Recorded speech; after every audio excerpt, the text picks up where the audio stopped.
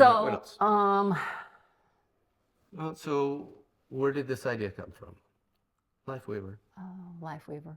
Because I have like 1.3 million text messages on my phone.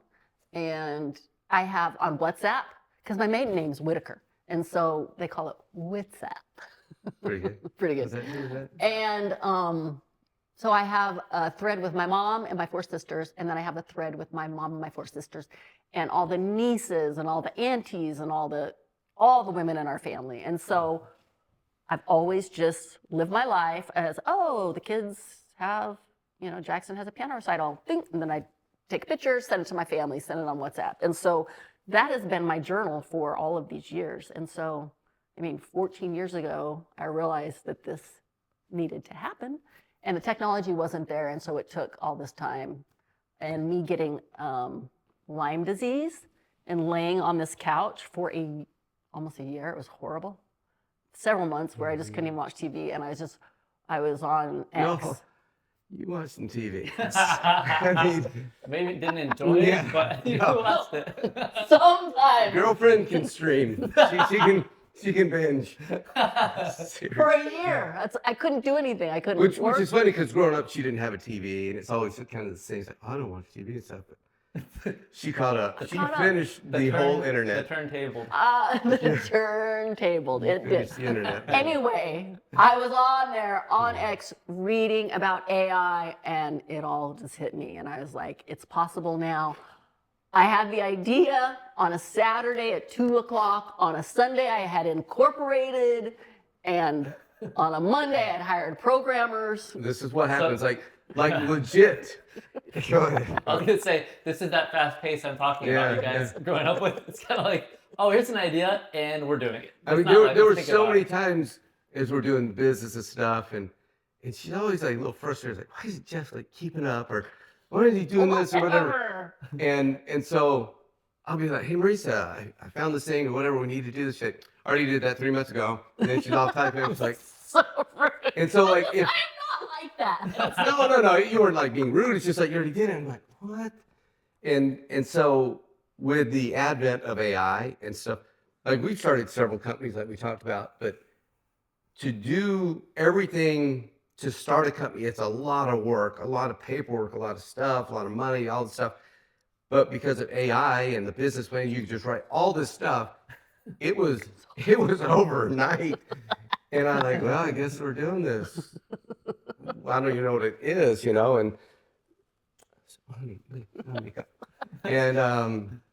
so, but yeah, it was amazing. And I'm telling you, she had Lyme disease. So I had Lyme disease. Jackson had Lyme disease. Jackson had Lyme disease. Whole family's had Lyme disease? Yeah. Except for Kennedy. Yeah, and Kennedy has it. Our other son has. So that's been brutal and stuff, but it's brought us here. But if you want to back up for a second, and Jackson, tell us what happened to you, 14, 13 years ago. 13 years ago, yeah. Yeah. Well, this will explain something about this. I got a traumatic brain injury from dirt biking. Yes. Yeah. Yeah. That was not Ironically, I don't really remember it since you're asking me to tell you about it. Oh, yeah. Yeah. I'll take it from here. Yeah. No, yeah, we got a call one Saturday. He was dirt biking with some friends, and that's another story about a year before that. But yeah, he had wrecked. No one saw it. No one saw it happen, and he It's terrible. traumatic brain injury, had to be life flighted to the hospital. In a coma. Yeah, couldn't remember his name. All this Couldn't stuff. walk. Couldn't Didn't know remember- who we were. Like he couldn't remember anything for 30 seconds.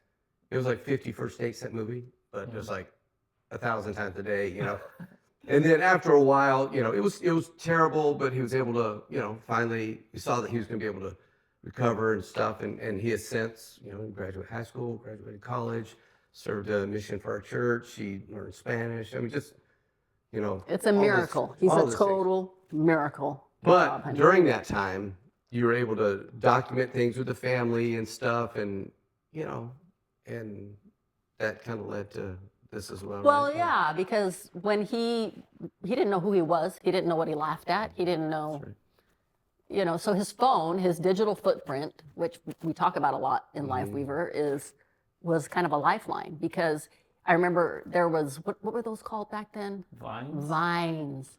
the vines. Like that reminded him who he was and what he laughed at, and he could go back and read his texts, and it helped him because he didn't have identity when he came back. It was gone. Yeah, it was very, very robotic. He would, like, he would look at us, you know, like, and talk to us. I don't know, it's just very robotic. So he would, he would want to watch a movie. We'd watch the same movie. Hot Rod. Hot Rod. Which is, thankfully, it's a funny movie, so we watched it over and over again. And then, like, just because he couldn't remember, but what we realized was this, is so he would start asking us things like, so tell me about the tenets of our religion. I'm like, what? You know, I was like, okay, I had to teach him about God or whatever. And so, you know, all the stuff that we instilled in him, or we tried to, just like knock right out of him. And he'd be like, he'd be looking outside the window. So what's going on out there? How are things? Like, well, What are you talking about? I'm looking, I was like, they're fine. I don't Sunny know. and Yeah, 72. Sonny. And he's like, so what's my mission today? I'm like, what's your mission today? And then he said something, a couple of names from a book that you had read and that he had just read. And we've been watching the show The Walking Dead. And so it turns out we figured he was living in the Maze Runner. Is that the book? Yeah, Yeah, the Maze Maze Runner Runner. series. Yeah. And then The Walking Dead. So in his mind, what's going on out there? What's the my zombies, mission what's my today? mission? We're like, oh my gosh. And then he would just like mindlessly eat. It was disgusting. Like just whatever was in front of him, just eat. And then all that stuff, but it took him a long time to, you know, when I tell you the turning point for me is like we were super worried that he was just gonna be stuck at 15 forever. And but the night or the morning you woke up and remembered what happened the night before. That was a huge deal. I was like, okay, if he can remember one thing, he can remember two, you know. And so, you know, it came back, and there's been struggles with it and stuff. But anyway, so that traumatic event, but then the event that happened before, It was a year another before. traumatic event that So yeah, that made me we just lost two souls who were very precious to us. They were very embedded in our lives, and in an accident. And so I remember during that time that you know, we couldn't sleep. It was like we were all mourning together, we were crying together, we were laughing, remembering these sweet souls together. And that's you and your friends, right? Yeah. And family and yeah. and so we would have a text thread, and we would send all of these things. And I remember thinking, wow, this is better than any journal I'd ever write. You know, just what it's live, it's happening now. I'm texting how I feel. And anyway, I remember thinking, I have to preserve this. And so I went onto my computer, and somehow, I don't even know if you could do it now, the way that it's encrypted. I was able to make PDFs and print out those conversations, because that's all I could do. Yeah, I wanted to remember. And so that was the moment that I had the idea for Lifeweaver. It was, one day, I'm going to figure this out. Somebody's going to figure it out. We're going to make Lifeweaver so that it can go back and write your history from off of your digital Yeah, because the footprint. last thing, and we've never been good journalers, right? You know, I mean, I haven't anyway. And so to think, okay, with all this going on, last thing we're going to do is, I feel like journaling. You know, it's During a like there's traumatic event. so much happening. Some people do, that's great.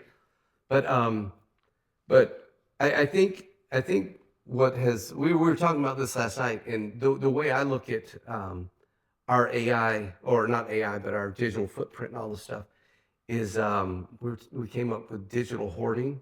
That term is because I was thinking, okay, who wants to, when their parents die, be left 20 storage units, 3 houses full of a hoard, and crud's in there, it's gross, it's nasty stuff. Flat cats. You know what a Yes. flat cat? Nobody knows what that is, but she really wanted to say it, you guys. You know, You know what a flat cat you've is? seen the, They pick up the sofa, there's a flat cat that There's a- comes out. maybe we have pet owners here that won't laugh at. Okay, Or sorry. Holly over there, she's a pet owner, and she's just like, Okay. shit, she's in tears. She's in tears. So, but no one would want that. But you'd say, you know, but there's so much. There's memorabilia. There's family heirlooms in there. Grandma's old diamond rings in there. It's like, well, that's great, but I don't know if I feel like going through 20 storage units and a hoard in a house to find all this stuff. So what generally happens is that it's all just tossed. A lot of good things are gone.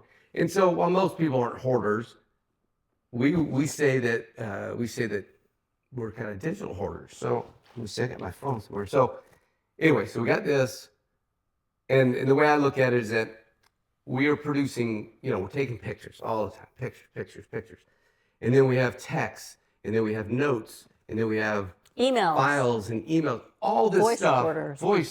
all this stuff, and it's all great, but this digital footprint is just growing. It's just getting gigantic, and the way I look at it is like, okay, well, my story and my digital footprint is somewhere in all that. But if I die, I want to be remembered. I want the good things to be remembered and stuff. But my kid Jackson's, he's not going to sit there and go through my phone and look at all. Are you interested in all my pictures, Jackson? All this Not all stuff. of them. No, and there's a lot of great things in there. A lot of things that no one's going to care about other than me. So what Life Weaver's able to do is take all that story, put it together. Instead of us, I wouldn't even want to go through my stuff. Jackson, Harrison, Kennedy, they're not going to want to go through and say, okay, here's a picture of that lake trip. Oh, here's a note about it. Oh, here's an email about it, and put it together. It just can't happen. So with AI, it's able to go and group things. Is that? Yeah. Just connect them. Yeah. And then write the story for you. It weaves your story. It can weave your story and stuff, and it can be edited, but otherwise, it wouldn't get done. So you're able to leave your life, your who you are, instead of all the digital footprint that we leave, which is okay. It's good that we have all this stuff, but it's just so much stuff, and it's only going to grow. And so I don't know. When you open your phone, you probably look at it and think, okay, one day I'm really gonna organize this stuff. And it's not going to happen. And it's only getting bigger. So that's the way I look at it. With Life Weaver is, instead of giving your kids a digital hoard, it's able to give them who you really are. A story. Yeah, it's your story. And That's a living, interactive. You can search it. You can ask it questions, and it can. You could edit it, And when you're gone, our kids will still be able to communicate with our story. Yeah, because I'm telling you, otherwise, if we leave our phone and all that stuff going in a drawer, I mean, it's as good as backing a dumpster up, to the hoard and just dumping everything out. And there's good things in there, just like grandma's ring, but you just won't. You won't find it. So that's the way I see it. And so here we are. This is an answer to a problem that's growing. It's only going to get bigger, but here's an answer that's going to allow you to organize all that and do it for you. Mm-hmm. So like when videotapes came out, suddenly we got all these videotapes, we got these journals, all this stuff, and you say, okay, well, what am I going to do with all these things?